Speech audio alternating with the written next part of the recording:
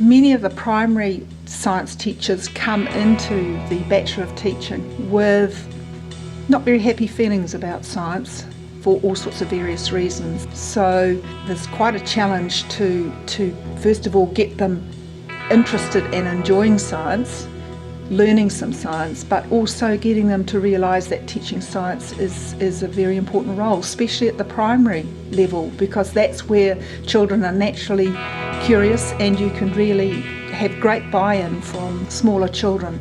With the secondary student teachers, many of them come thinking that the teaching of science is going to be relatively easy. They've got a science degree, therefore they'll just be able to teach science, and for many it's a real shock when they come to realise that there's far more to teaching science than just simply standing in front of a group and spouting forth.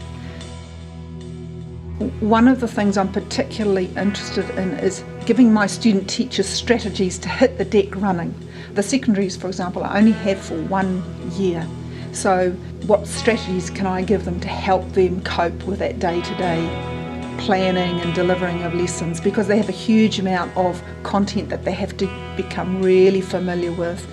I've been investigating, trialling lots of different strategies for helping teachers develop what we call Pedagogical Content Knowledge, PCK, and this is this very special, it's a term we use to describe that very special professional knowledge that teachers have, which enables them to teach particular content to particular groups of students. So I think the way in which we've taught science investigation in schools does not reflect real science. We tend to give students recipes to follow, experiments to do, and that's not the way that real scientists operate. So in my programs I've tried to engage my student teachers, especially the secondary ones, in open-ended investigations to get them away from teaching recipe-style experimental work into open-ended problem solving.